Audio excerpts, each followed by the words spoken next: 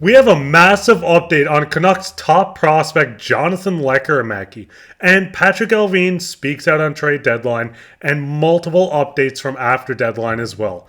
We'll get into all this later on this episode. Before I start, I just want to say to the thousands of you watching that aren't subscribed, make sure to go down and hit that subscribe button. We'll be here all season long, giving you updates from all around the Canucks. But with that, let's hop straight into the first topic today, which is Jonathan Lekkerimäki joining Abbotsford. So there has been a lot of reports coming out about Jonathan Lekkerimäki, and right now his SHL team Arbro currently sits 1 point out of a spot in the play-in series for the SHL playoffs. With a loss or a Mondo win on Monday, Lekkerimäki's season will be over. So obviously we know who Jonathan Lekkerimäki is. He's currently playing in the SHL. Like this report says, he is fighting for a playoff spot with his team. And there's a huge update to come with this. So Jonathan Lekkerimäki entered the zone, picked up a secondary assist at 30 points on the year, and they just sit 1 point out of the playoff picture. Dave Hall continues on to say, getting tons of questions on this. In terms of plan for him, everything is possible. Allvin has hinted at him joining next year after a good summer, but the World Championships don't begin until May 10th, so a ton of time to come over and help the AHL's second worst power play. So right now, it seems like he does have a shot to join Abbotsford in their quest to make it to the Calder Cup finals and win the Calder Cup. Jonathan Lekkerimäki is a guy that's going to come in and make an immediate impact on this team. But there are more reports coming out. Thomas Drent says obviously things can change, but the plan is to bring him over to Abbotsford on the conclusion of his Swedish pro campaign. Rick Daly chimes in and says early word is he will stay in Sweden until he finds out if he makes the world's team. So right now, Jonathan Lekkerimäki is in a bit of a whirlwind. Right now, he is fighting for his playoff spot with his team. If they don't make it, there are reports, like I've just read, that he's going to come straight over Abbotsford. This is a guy that can be slotted straight into their top six, onto their top power play. He's a guy that's going to look outstanding on North American ice. And I think getting him over into the AHL before he makes the big club, and I'm saying this, he will make the big club next year. But getting him over, getting him used to North American ice at this point is crucial for his development. Yes, he wants to wait in the SHL. He wants to make it to the playoffs with his team. But once this concludes, I think he's coming straight over to Vancouver, and I think he's going to make an impact. I mean, right now, if you don't know who Jonathan Lekkerimäki is, this guy's 19 years old. He was a 15th overall pick by the Canucks in 2022. He's 5'11", 172 pounds, right-handed shot. He is a right wing as well. On the bottoms right there, you can see some of his medals.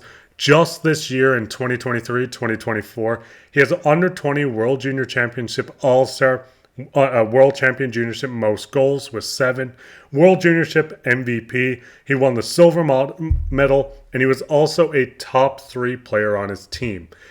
And when you just look into his stats, this year in 45 games, he has 19 goals, 11 assists for 30 points. You can see in the World Juniors, he had 7 games played, 7 goals, which led this tournament as well. 3 assists for 10 points. International Junior, he had 12 games played with 8 goals, 7 assists, 15 points. And when you just look at Jonathan Lekkerimäki as a whole, this guy knows what it takes to win. He's won silver medals at the World Juniors. In the U18, he's won a gold medal. This guy has the stats, and quite honestly, when he gets over his power play, his passing, his shot-first mindset, just his offensive tools are going to be huge for the Canucks. As I said, when you do look at it, he knows how to put points up. The SHL is not a joke of a league. This is some of the best numbers from anyone that's under 20 years old.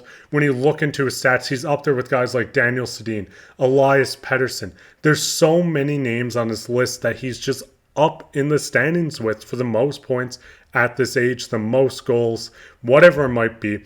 He's only, like I said, 19 years old, playing in Sweden, which is a pro league. This is a league full of men. Obviously, there's prospects in there too, but there's ex-NHL players, anything you can think of. The SHL is a pro league. This is one of the top pro leagues in Europe, and he's looking so outstanding in this league that it just shows how much potential this guy has.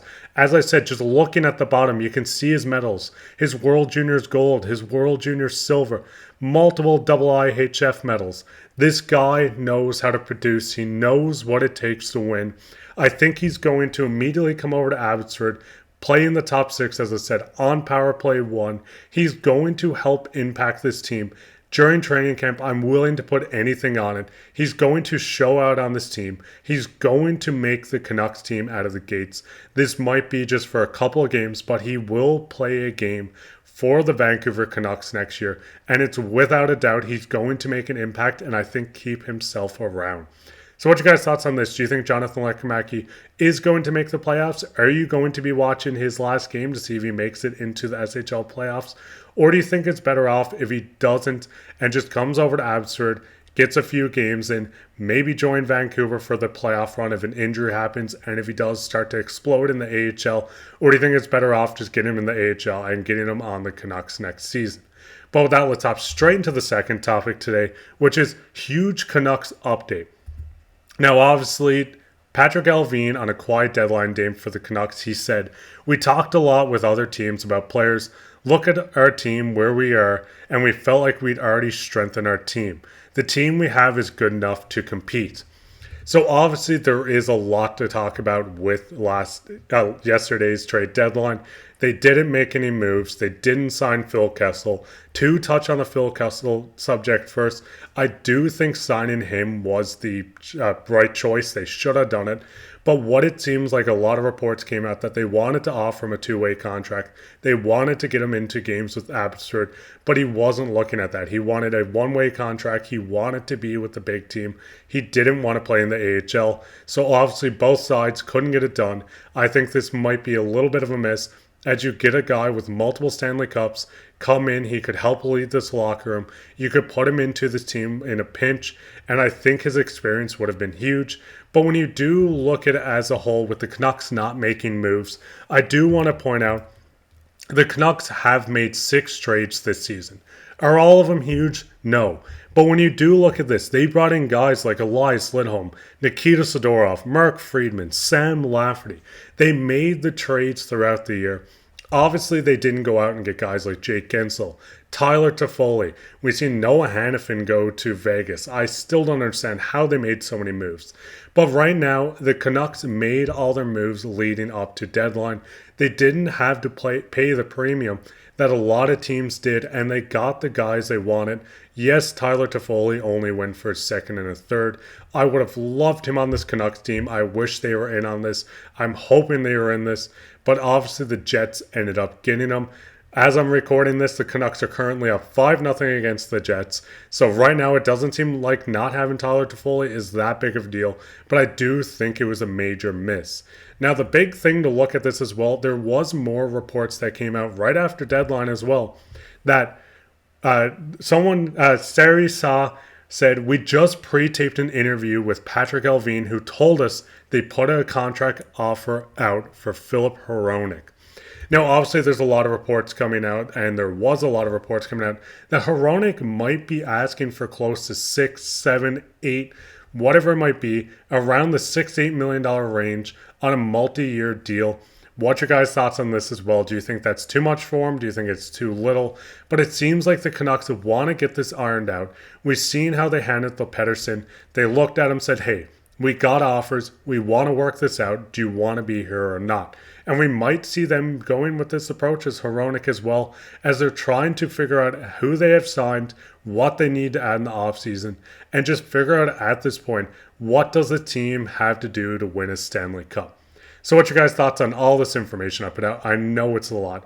What's your thoughts on Jonathan Lekkerimäki maybe joining Abbotsford and could be joining the Canucks just this season? What's your thoughts on Hronek? What's your ideal contract for him? Are you mad that they didn't sign Phil Kessel? And what's your thoughts on Allvin standing pat at deadline? But that'd be it for this episode of Canucks Digest. If you enjoyed this episode, make sure to go down, hit a like, hit the subscribe button, leave a comment, let me know all the questions you have or what you want to see in the next episode. Maybe you see a prospect that you want me to cover, and I will do that for you as well. But that'd be it for this episode, and take care.